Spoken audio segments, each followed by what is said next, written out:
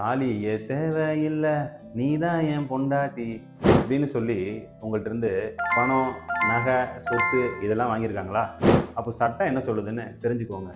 காதல்னு சில பேர் ஆரம்பிப்பாங்க, உன்னை தான் கல்யாணம் பண்ணிக்கிறேன்னு சத்தியமும் பண்ணுவாங்க.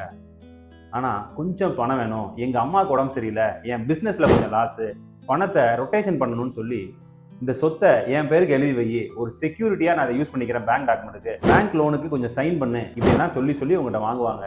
அதுக்கப்புறம் உங்களை தொடர்பே துண்டிச்சிருவாங்க, பிரேக்கப்னு சொல்லுவாங்க.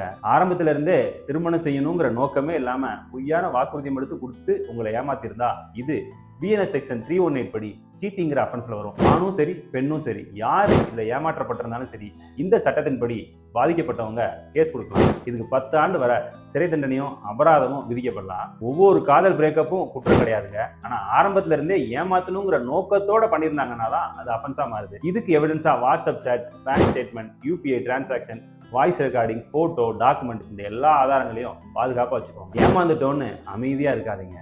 ஒரு நல்ல வழக்கறிஞரை சந்திச்சு உங்கள் சட்ட உரிமையை மீட்டெடுங்க. இந்த மாதிரி அப்டேட்ஸுக்கு நம்ம சேனலை ஃபாலோ பண்ணுங்க.